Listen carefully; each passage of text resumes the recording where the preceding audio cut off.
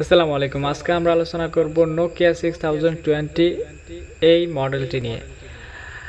বর্তমান বাজারে এই ধরনের ফোন কিন্তু প্রায় বিলুপ্ত হয়ে গিয়েছে। 2012 সালের দিকে এই ফোনটার অনেক চাহিদা ছিল এবং 2012 সালে এই ফোনটি 512 MB র্যাম এবং 8 GB রোম নিয়ে বাজারে রিলিজ হয়েছে। তো সে সময় এই ফোনটির প্রাইস ছিল 18,500 টাকা। আজকে আমরা এই ফোনটিকে টোর ডাউন করব, পোস্টমর্টম করব, দেখব যে এই ফোনটির মধ্যে কী ধরনের সার্কিট ব্যবহার করা হয়েছে এবং কী ধরনের নেটওয়ার্ক সার্কিটগুলো ব্যবহার হয়েছে। আর হ্যাঁ, সেই সময় এটার অপারেটিং সিস্টেম হিসাবে ব্যবহার করা হয়েছিল মাইক্রোসফট উইন্ডোজ। এবং বর্তমানে যে ফোনগুলো বাজারে রিলিজ হচ্ছে এগুলোর সার্কিটের সাথে আমরা যদি নোকিয়া লামিয়া 6020 এই ফোনটির সাথে তুলনা করি তাহলে কতটুকু এই ফোনটি টিকে থাকতে পারবে। আর তখনকার ফোনগুলোর সাথে যদি আমরা এখনকার ফোনগুলোর সাথে কম্বিনেশন করি তাহলে কেমন হয় বা কেমন হবে সেটাই আজকে এই ভিডিওতে জানানোর চেষ্টা করব। তো চলো শুরু করছি। খোলার জন্য ফোনটির গায়ের স্ক্রুগুলো প্রথমেই রিমুভ করে নিতে হবে এবং নিচের দিকে একটু লক্ষ্য করলে দেখতে পাবেন একটি বোর্ড দেওয়া হয়েছে এবং সেই বোর্ডে এইচডি কোয়ালিটির একটি সাউন্ড স্পিকার দেওয়া হয়েছে। 2012 সালের যে সাউন্ড স্পিকারগুলো দেওয়া হয়েছিল সেই সময়ের সাউন্ড স্পিকারের সাথে বর্তমানের সাউন্ড স্পিকারের সাথে যদি আমরা তুলনা করতে যাই তাহলে বর্তমানের সাউন্ড স্পিকারগুলো পিছিয়ে থাকবে। এখন আমরা টাচ এবং ডিসপ্লের দুইটি ওয়্যার রিমুভ করে নিব। সে সময় টাচ এবং ডিসপ্লের ওয়্যারগুলো বা ফিতাগুলো ছিল খুবই কোয়ালিটিফুল এবং ডিসপ্লের ফিতার সাথে সেই সময় একটি চিপসেট আইসি ব্যবহার করা হতো। আর হ্যাঁ, এটাতে শুধুমাত্র একটি সিম ব্যবহার করা যেত এবং একটি মেমোরি।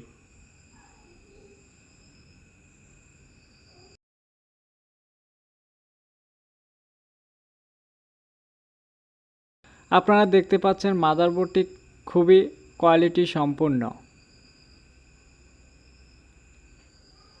সে সময়ে কোনো চিপসেট মাদারবোর্ড ছিল না বা ক্লিপ মাদারবোর্ড ছিল না। একটি বোর্ডের সাহায্যে সবগুলো আইসি কন্ট্রোল করা হতো। এখন আমরা ক্যামেরার অংশটুকু খুলে নিব। আপনারা দেখতে পাচ্ছেন ক্যামেরার সাথে কিছু ফিতা বা ওয়্যার সংযুক্ত করা হয়েছে এবং এখানে প্লাসিংয়ের ওয়্যারটাও সংযোগ করা হয়েছে।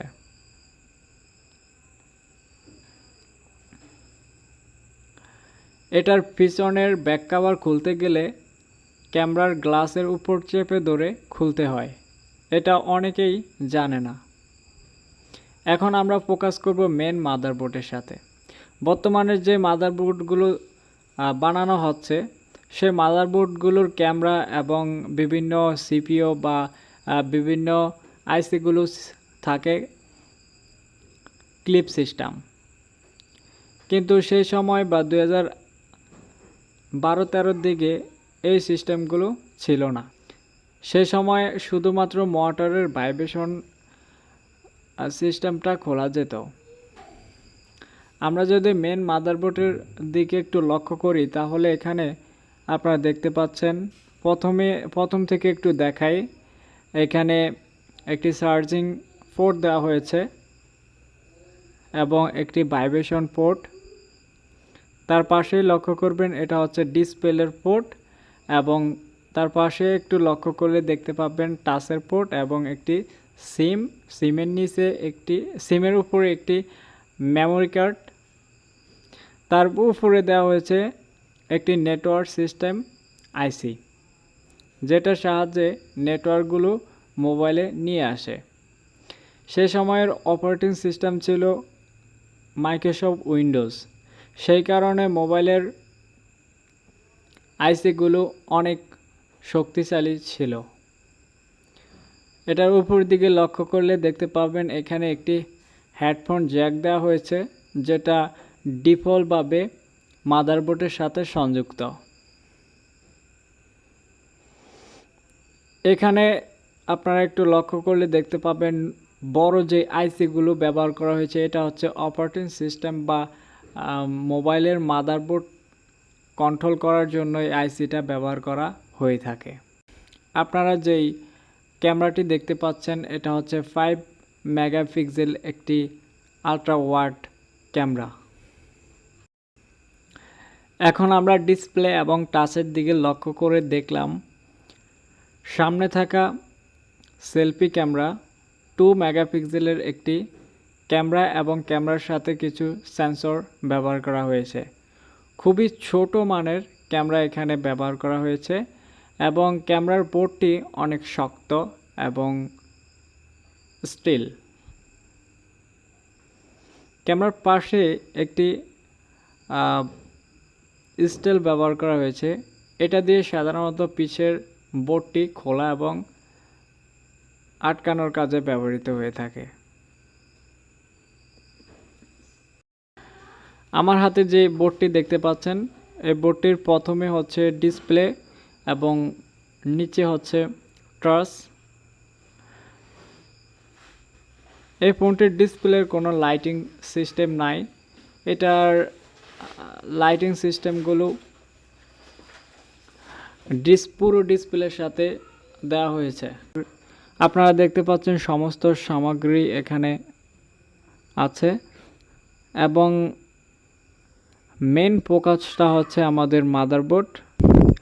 বর্তমান বাজারে যে স্মার্টফোনগুলো বাজারে রিলিজ হচ্ছে বিশেষ করে 18,500 টাকার মতো, তো এখনকার যে মাদারবোর্ডগুলো তৈরি করা হয়েছে বা হচ্ছে এই মাদারবোর্ডগুলোর একটি মাত্র আইসি থাকে আর একটি মাত্র আইসি দিয়ে সমস্ত কাজ পরিচালনা করে। কিন্তু 2012 সালের দিকে যে ফোনগুলো বের হয়েছিল এই ফোনগুলোর সাথে মেন আইসির সাথে কিছু সহায়ক আইসি ব্যবহার করা হতো। তো একটি আইসি সেই সময় বোর্ডটিকে কন্ট্রোল করতে পারতো না, কিছু পরিমাণ ঘাটতি থাকতো, যেই কারণে সেই সময়ের ফোনগুলোর মাদারবোর্ডে অনেকগুলো আইসি দেওয়া হতো। বিশেষ করে আমরা লক্ষ্য করতাম আসুস এবং নোকিয়া ফোনগুলো। সর্বপ্রথম নোকিয়া ফোনগুলোর মধ্যে আমরা বেশি পরিমাণের আইসি পেতাম এবং সেই আইসিগুলো ছিল খুবই কোয়ালিটি সম্পন্ন। আর সেই আইসিগুলো যদি আমরা পানিতেও ভিজিয়ে রাখি তাহলেও নষ্ট হওয়ার সম্ভাবনা খুবই কম থাকে। আর বর্তমানে যে ফোনগুলো রিলিজ হচ্ছে এগুলোর আইসির সাথে তখনকার আইসির সাথে যদি আমরা তুলনা করি তাহলে সব মিলিয়ে বাজারে আমি মনে করি যে পুরানো আইসিগুলো আমি মনে করি বেস্ট আইসি। তবে বর্তমান বাজারে যে আইসিগুলো এগুলো একটাই সম্পূর্ণ বোর্ডটাকে পরিচালনা করে, এতে মোবাইলের ওজনটা হালকা হয়। আর সেই সময়ের আইসিগুলোর সাথে অনেকগুলো সহায়ক আইসি থাকতো, এর কারণে সেই সময়ের বোর্ডগুলো অনেক ভারী এবং হিবিজিবি থাকতো। মিকারের অনেক